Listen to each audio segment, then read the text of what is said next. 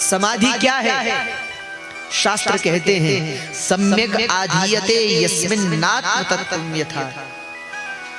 बोले जब व्यक्ति समभाव को प्राप्त हो जाए उस स्थिति को समाधि कहते हैं। सम्यक आधीयते यस्मिन्,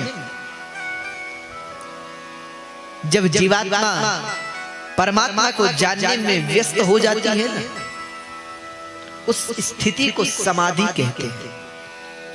और आप अगर पढ़ेंगे अष्टांग योग, कभी पढ़िएगा महर्षि पतंजलि के द्वारा लिखित योग सूत्र। योग सूत्र में महर्षि पतंजलि ने 8 प्रकार के योग का वर्णन किया है, अष्टांग योग का वर्णन, जिनमें ध्यान, धारणा इत्यादि। उनमें भी योग का उच्चतम शिखर है समाधि। योग की अंतिम अवस्था है समाधि। 8वां योग है समाधि, अष्टांग योग में।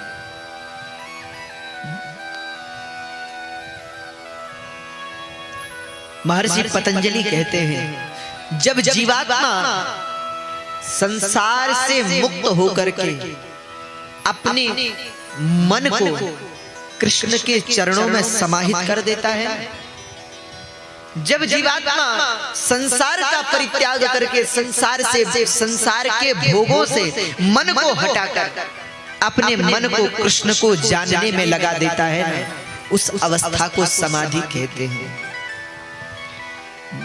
8 प्रकार के योग हैं अष्टांग योग में। यम, नियम, आसन, प्राणायाम, प्रत्याहार, ध्यान, धारणा और समाधि। ये 8 अष्टांग योग है। इनमें भी बहिरंग और अंतरंग 2 प्रकार हैं अष्टांग योग में। 5 बहिरंग है, यम, नियम, आसन, प्राणायाम। ये अष्टांग योग में और प्रत्याहार, ये 5 अष्टांग योग में बहिरंग इन्हें कहा गया है, क्योंकि ये 5 प्रकार के योग शरीर से किए जाते हैं। यम, नियम, आसन, प्राणायाम और प्रत्याहार। और दूसरा भाग है अंतरंग, जिन्हें मन, जिस साधना को मन करता है वो 3 है, ध्यान, धारणा और समाधि।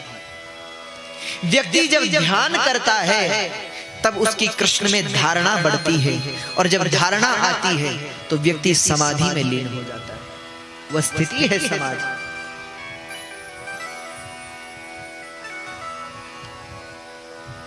और एक बार उस स्थिति तक पहुंच गए फिर जगत का भान नहीं रहता।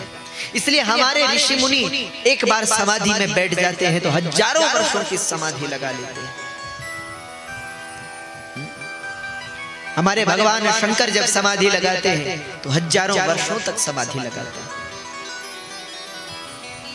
इसलिए माताओं, अष्टांग योग का अंतिम शिखर समाधि है। और समाधि में क्या होता है? मन को भगवान में लगा दिया जाता है। पूर्णतया बाहर की इंद्रियों से, भोगों से मन को खींच करके कृष्ण के चरणों में समाहित कर दिया जाता है। वही तो समाधि है।